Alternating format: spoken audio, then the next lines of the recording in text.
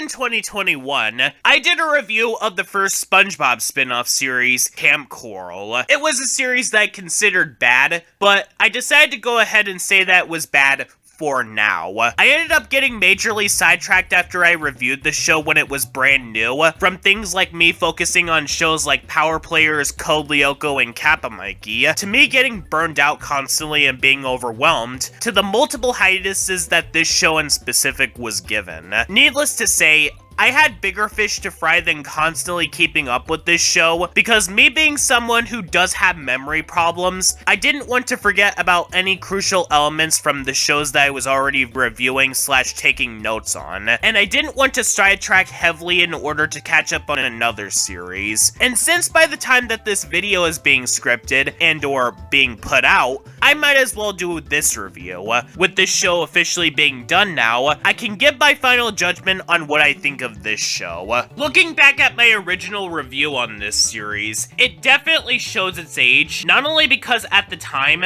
only 6 episodes of this show were available, and I was only able to judge it based on what was out at the time, but at the time, I just moved into a trailer that was incredibly small, and there were constant issues that I was running into while trying to record the audio for the video, such as with my dog barking, as well as the fact that I was constantly feeling hot a lot of the time, and I had a lot of worries in my head at the time, such as things that happened in the same month, computer issues that resulted in me having to get a replacement computer in 2022, and the very small living condition that I was living with at the time. But now that I live in a bigger house, I don't need to worry about any computer issues anymore for a while, and I've had time to breathe and relax. And with me generally coming as far as I have with how I critique things, I can critique how this show is now with a more current lens. And what do I think of this show? Well, it's a show about nothing.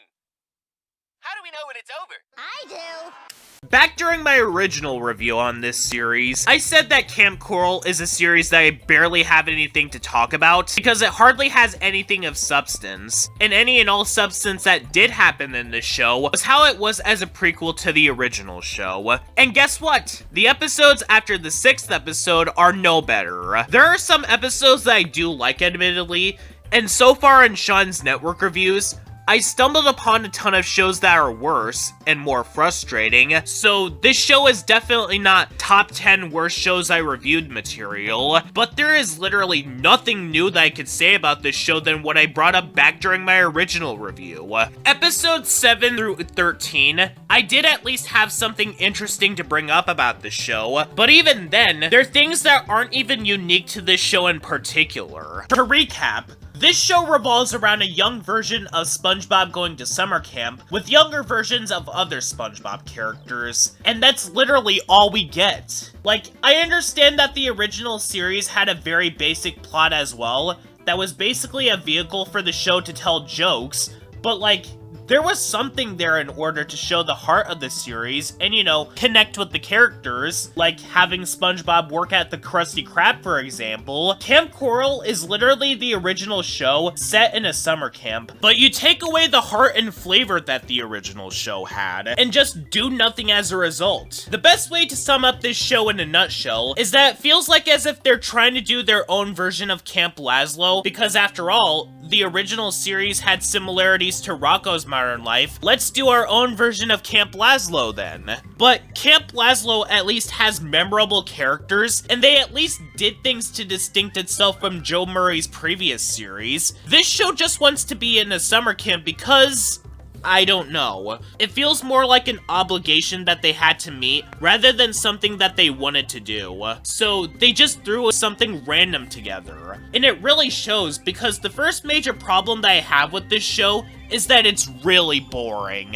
Currently, as a me reviewing various animated shows in Sean's network reviews so far, Kamp Koral is the 3rd most boring animated series that I've reviewed so far, behind the Tom and Jerry comedy show, and a series that I've yet to rewatch for a review, Alvin and the Chipmunks 2015. This is literally a show where barely anything happens for 11 minutes, and any semblance of a plot is heavily overshadowed by them throwing in random garbage to fill up the runtime. It's literally just camp-related shenanigans that was done by much better shows, such as, for example, Camp Lazlo, which was at least able to tell a coherent story for each of its episodes, and had a cast of characters that were memorable. The only thing that this show does is that it uses characters from the original show that you could literally watch in the original show. The only thing that this show does is that it makes random side characters from the original show into reoccurring characters in this show, which is sweet, I guess, but that's not enough to make this show entirely different. And as such, this show feels as dry as SpongeBob is when he's on land. I mean, Narlene Narwhal is an entirely new character made for this show, but I wouldn't say that she's a very good character. Her entire character trait is that she's just a plot device to force in conflict that didn't even need to be there. And what's more, is that she barely gets any consequences for whatever she does in the series. And even when she ends up making her way into the original show, the same ended up happening with Something Narwhal This Way Comes in Upturn Girls. Yeah, full disclosure, I'm going to be talking about some elements of this show that made its way into the main show,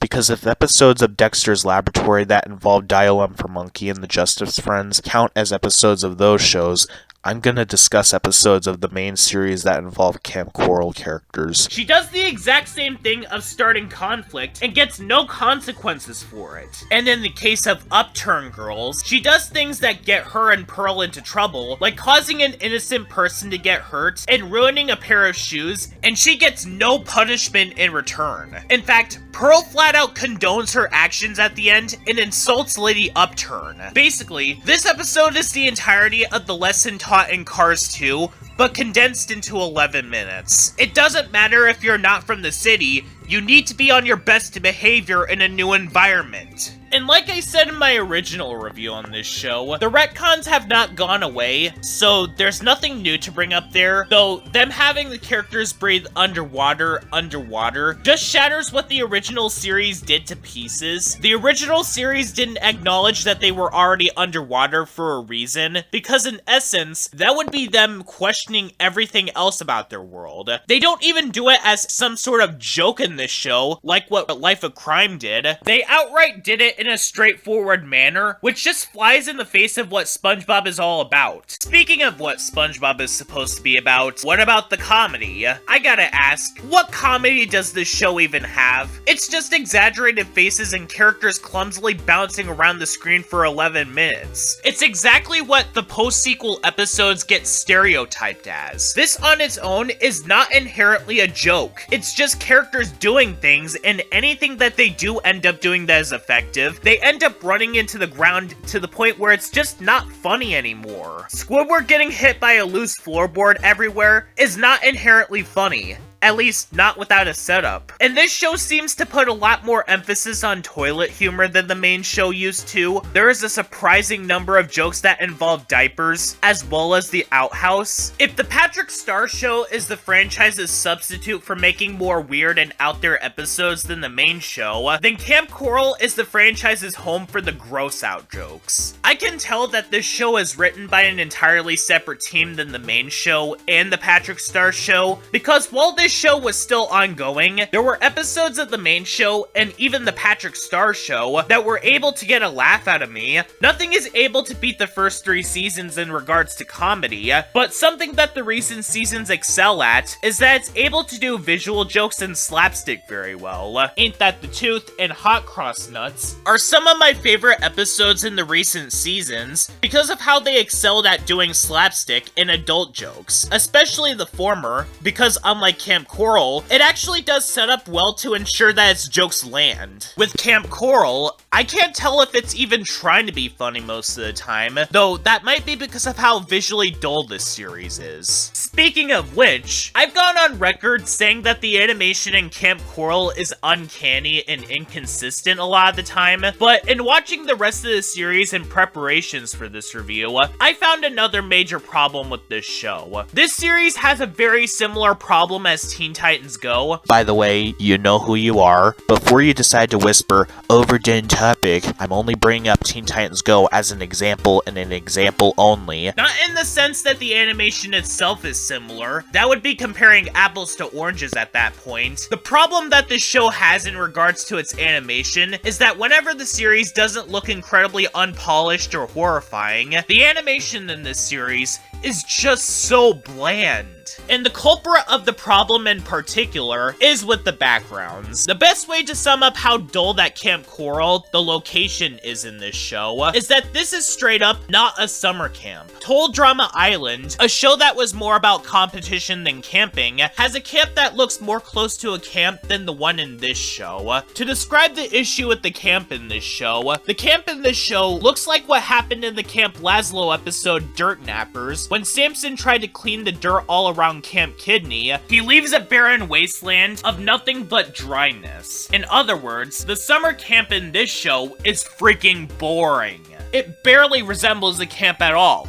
Instead, it looks more like a beach or desert than an actual summer camp. I get that this franchise is supposed to be set underwater, but not everything in the original series looked like a beach. The original series, for instance, had swamps that at least looked like swamps, and had forests that at least looked like a forest. And last I checked, Kelp Forest, which this series is presumably supposed to be set in, was covered by trees and is supposed to be darkly lit. And combining this with the fact that the color palette is incredibly washed out, makes the animation even more bland to look at. And no amount of exaggerated movements from the characters will be able to save the animation in the long run. I'm also not a fan of how they, instead of making 3D models for characters like the rest of Patrick's family, and the young versions of Mermaid Man and Barnacle Boy, they just plastered the 2D versions into the show itself. Like, did they not have the money to make a 3D model or something? Like, even though, yes, these characters don't appear in more than one episode, that falls apart because Cecil Starr, as well as those burglars that appeared in some episodes of the main show, only have one episode in this show, and they had 3D models made for them, so that laziness here is inexcusable. Granted, the 2D animation of the characters is way better than the 3D animation, but still though. And whenever this show is not being a show about nothing, all they're doing is rehashing plots that we've already seen in the original, or they flat out make what happened in the original seem repetitive. Because you wonder why the characters don't stop and say in the original series, wait a minute, doesn't this whole situation look familiar? Like, I understand that the original series was known to have rehashed some of their episodes, even some post-sequel episodes have had this problem, and sometimes these rehash episodes are a lot better than the original episodes that they were copying off of. Hot Cross Nuts, for example, is a much better version of Krusty Dogs because things actually happen and there's more effort put into the adult jokes that it does. But with Kamp Koral, this just emphasizes the fact that this series didn't even need to exist. Because it's obvious that they were struggling to come up with episode plots, so they just resorted to throwing in whatever random garbage that they could put in, or anything that they did do, they just took from the original series and added absolutely nothing new to it. Like, no joke, there's literally an episode where SpongeBob makes Bubble Buddy, which results in the exact same results as the original episode, and 9 times out of 10, a lot of these rehash episodes are a lot worse than the episodes that they're taking from, or are just fine at best, but nothing special. Hill Fu is basically Karate Choppers, but without Mr. Krabs intervening and threatening SpongeBob with the loss of something like a job. Night of the Living Stench is the Battle of Bikini Bottom with the roles reversed. Squidward is the one who wants to stay clean, while the other campers want to stay dirty. And the Jelly Life is basically Nature Pans. And other times, these rehash episodes bring in problems that weren't even in the episodes that they're copying off of. One such example being the episode Camp Cow, which is literally a direct ripoff of My Pretty Seahorse from the original series, and they didn't even try to hide it. The only differences are that the original episode is heartwarming, tells an actual story, grew a bond with SpongeBob and Mystery, and it's actually funny. Not to mention, that episode didn't have a running gag of characters wanting to step in horse droppings. This episode has exactly that with this sea cow that SpongeBob, Patrick, and Sandy befriends. It's a running gag throughout the episode that SpongeBob wants to step in it because it's considered lucky, but that's not funny. That's just disgusting. Especially when at the end of the episode, he kisses his shoe, And no, I'm not showing either the footage or a picture of him doing this. Note to everyone watching this video, don't step in cow droppings. You're not gonna get money out of it. All you're going to end up with is a shoe that is contaminated and needs to get cleaned immediately to prevent cross-contamination. This episode doesn't come close to either Foot Brawl or Robo-Monkey Shines from Robot Boy, but it's definitely up there. But that's the thing about Kamp Koral, and why I struggled to find that much to say about it. It has very little substance, to the point where I'm just bored most of the time. Which is very strange, because the main show and the Patrick Star show have so much more substance than this show. Even as late as season 13 of the main series, they were able to offer much more interesting things to talk about, for better or for worse. Even what I consider the worst episode of this show, Squizzery, is a Squidward torture episode with one of the worst twist endings in the entire franchise. But that's not even unique to this show, because the main series has tortured Squidward so many times that it just takes away this show's last chance to have anything unique about it. And many of the problems that I have with this show would just resort to me talking about things from the main series.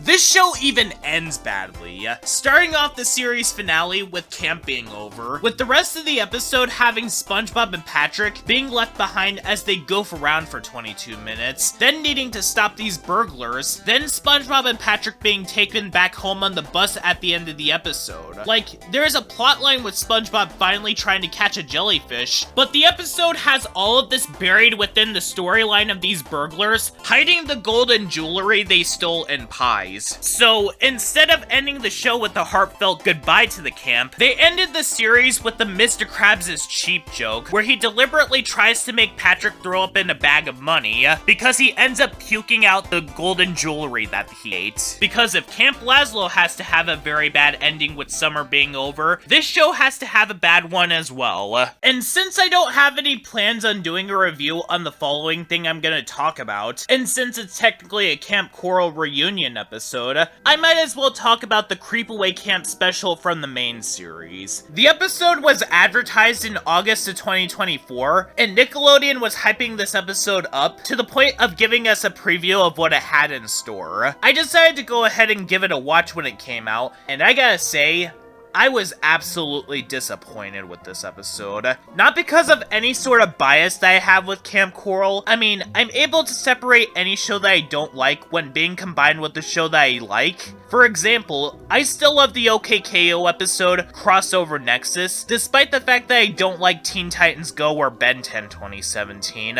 But even putting the Kamp Koral stuff aside, this episode is not good. For the obvious factor being that it's the first special of the show in a very long time that is literally nothing but a ratings trap. They haven't had a ratings trap on this scale since SpongeBob You're Fired, because the specials that were released after that episode at least delivered what they promised. Even Goons on the Moon delivered what they promised more than this episode. This episode in specific advertised itself as both a Kamp Koral reunion episode as well as a Halloween special, and they only really delivered one out of two of the things that it promised. That being that yes, it is a reunion episode, but the Halloween aspect of it is so underwhelming, because they build it up as something Halloween related, but they then trick the audience by revealing that Elwood, that very strange kid from Kamp Koral, decided to bring all of them deep into the woods for a reunion party, because as it turns out, he got left behind on the last day of camp before Kamp Koral was abandoned. Essentially, this episode shares the exact same problem as iParty with Victorious from iCarly, where this episode is incredibly surface level in regards to what it's trying to do. There are some jokes that did admittedly get a laugh out of me. Unlike most episodes of Kamp Koral, SpongeBob is still able to get a laugh out of me with the recent seasons. My favorite one being the sequence where it looks like Plankton and Karen are kissing, only for it to reveal that Plankton was just playing a video game. But other than that, the main problem with this episode is that barely anything happens. All the episode is in its basic form is the characters getting captured one by one before the reveal comes around and we have a reunion party.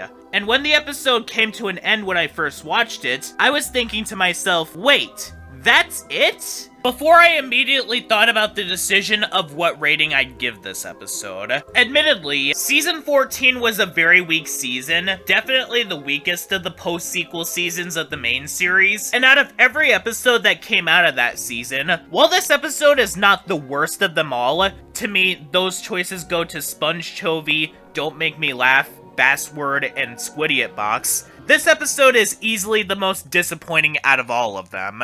But overall, as I stated in my original review on Kamp Koral, this show is harmless. It's still not a good show, for the fact that it's very pointless, makes retcons to the original series, and is very dull. But out of all the shows I have and will review so far, you can do a lot worse than this show. But that's the thing. A boring show is always going to be less fun to talk about than a show that is frustrating, because you can at least feel something while watching it. While watching Kamp Koral, on the other hand, the only thing I wish I could do is watch something that is much more entertaining than it.